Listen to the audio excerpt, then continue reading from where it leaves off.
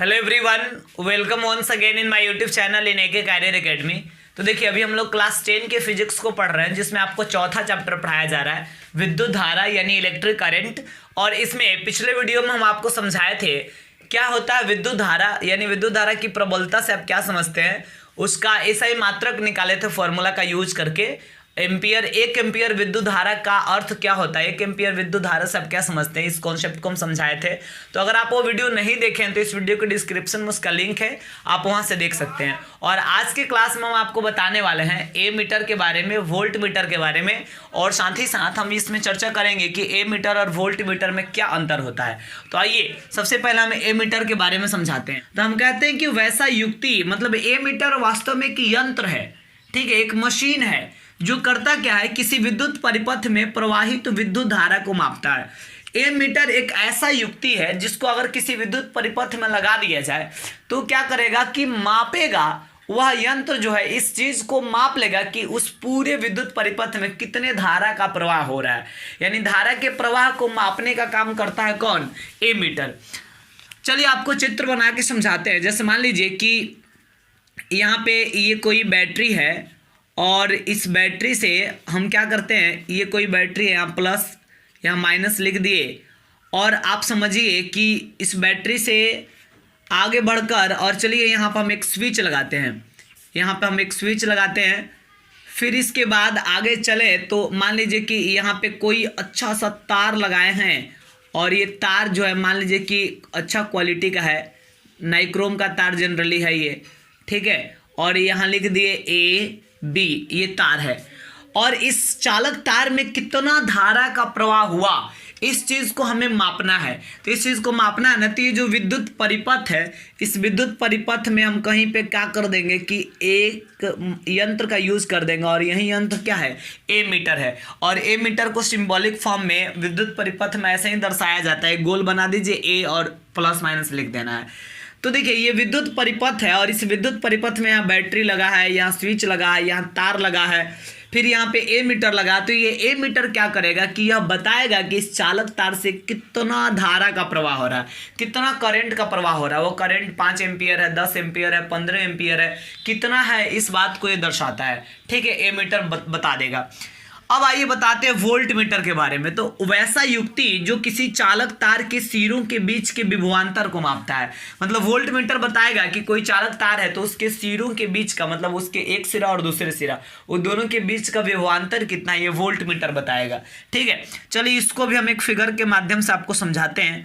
जैसे मान लीजिए कि हम यहाँ पे एक बैटरी का सबसे पहले एक फिगर बना देते हैं। ये मान लीजिए कि एक बैटरी है, यहाँ पे हम एक स्विच लगा दिए, और फिर आगे चले तो यहाँ पे आके हम एक तार का यूज किए। ये तार मान लीजिए इसका नाम लिख देते हैं ए बी, ठीक है। और ये तार एक अलग क्वालिटी का है, जनरली नाइक्रोम का तार ही मानकर चलेंगे। अब क्या होगा कि जब इस बैटरी से धारा का प्रवाह होगा तो धारा तो मापेगा कौन, ए मीटर जो विद्युत परिपथ में लगा है, लेकिन ये चालक तार है ए बी, और ये चालक तार के सिरों के बीच के विभवांतर को भी मापना है। तो यहाँ ए के ऊपर से, बी के ऊपर से यहाँ पे एक यंत्र हम जोड़ेंगे, ठीक है, और इस यंत्र का नाम होगा वोल्ट मीटर, जो यहाँ पे हम जोड़ दिए। तो इस प्रकार वोल्ट मीटर को हम व्यवस्थित करते हैं विद्युत परिपथ में। तो देखिए वोल्ट मीटर क्या बताएगा कि ये ए और बी, जैसे चालक तार है, इसका एक सिरा ए है, एक सिरा बी है, तो ये दोनों सिरों के बीच का विभवांतर कितना है, ये वोल्ट मीटर जो जोड़ा गया है ये हमको बताने का काम करेगा, ठीक है। तो इस प्रकार हम आपको समझाए ए मीटर होता क्या और वोल्ट मीटर क्या होता है, इसको डिफाइन करना सिखाएं। अगर आपसे एग्जाम में क्वेश्चन है कि ए मीटर और वोल्ट मीटर सब क्या समझते हैं, तो आप इतना और फिगर के साथ इतना लिख सकते हैं इस चीज में, इसके आंसर के रूप में। और अब हम आपको बताने जा रहे हैं कि ए मीटर और वोल्ट मीटर में अंतर क्या है। अगर एग्जाम में क्वेश्चन है कि ए मीटर और वोल्ट मीटर में अंतर स्पष्ट करें, तो ये भी बड़ा आसान क्वेश्चन है। 3 अंतर तो आप आराम से लिख सकते हैं। सबसे पहले ए मीटर में लिखेंगे कि ए मीटर के द्वारा विद्युत परिपथ में प्रवाहित धारा को मापा जाता है, प्रवाहित धारा को मापा जाता है, यानी कितना धारा का प्रवाह हो रहा है विद्युत परिपथ में, ए मीटर की सहायता से मापा जाता है।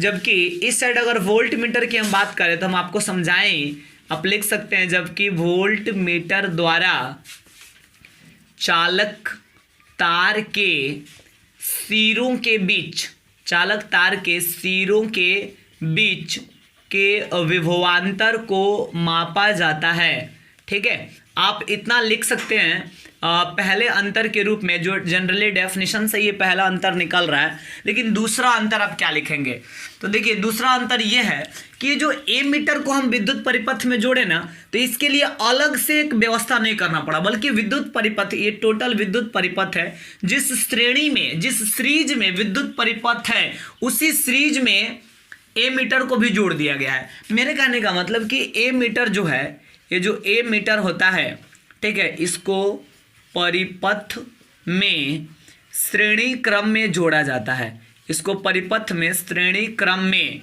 जोड़ा जाता है, यानी सीरीज ग्रुपिंग किया जाता है, इसका श्रेणी क्रम में जोड़ा जाता है। ए मीटर जो है उसको विद्युत परिपथ में जब हम जोड़ेंगे तो श्रेणी क्रम में जोड़ेंगे। विद्युत परिपथ जिस सीरीज में है उसी सीरीज में इसको हम जोड़ देंगे। लेकिन वोल्ट मीटर में ऐसा नहीं है। वोल्ट मीटर जैसे मान लीजिए कि ये हमारा विद्युत परिपथ था, बैटरी था, स्विच था और यहाँ से करंट का प्रवाह हो रहा था इस तरह, तो ये विद्युत परिपथ था। इसी परिपथ के श्रेणी में वोल्ट मीटर को नहीं जोड़ा गया। लेकिन जो चालक तार है उस चालक तार के ऊपर ले जाकर और चालक तार के समांतर लेकर और फिर वोल्ट मीटर को हम जोड़े हैं, चालक तार के ऊपर समांतर ले जाकर।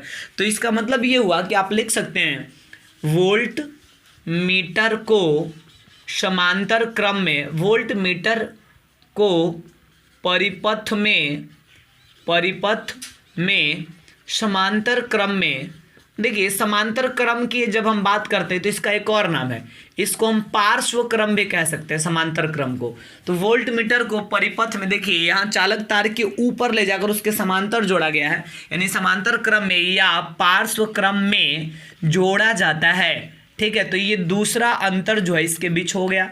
फिर तीसरा अंतर अगर हम देखें तो ये तो और सिंपल है। जैसे मान लीजिए कि किसी भी कोई भी यंत्र होता है ना, तो उसका एक स्केल होता है। जैसे मान लीजिए कि हम बात करते हैं कमानीदार तुला का, तो कमानीदार तुला जो होता है वो बल को मापता है कि किसी वस्तु पे कितना फोर्स लग रहा है। तो उसका जो यूनिट होता है, उसका जो स्केल होता है कमानीदार तुला का, वो न्यूटन में अंकित रहता है। मतलब वो बल को मापेगा तो क्या वही बताएगा ना कि 5 न्यूटन बल लगा, कि 10 न्यूटन लगा, कि 20 न्यूटन लगा। तो मतलब उसका जो स्केल होता है वो न्यूटन में अंकित रहता है।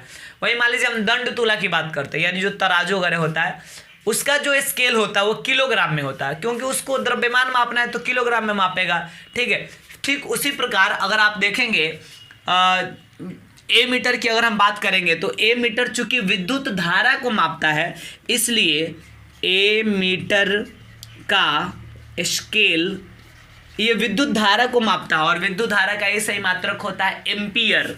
विद्युत धारा का ये सही मात्रक क्या होता है? एम्पियर। तो हम कह सकते हैं कि चूंकि ए मीटर जो है ये विद्युत धारा को मापता है, इसलिए ए मीटर का जो स्केल है यह एम्पियर में अंकित होता है, एम्पियर में अंकित होता है।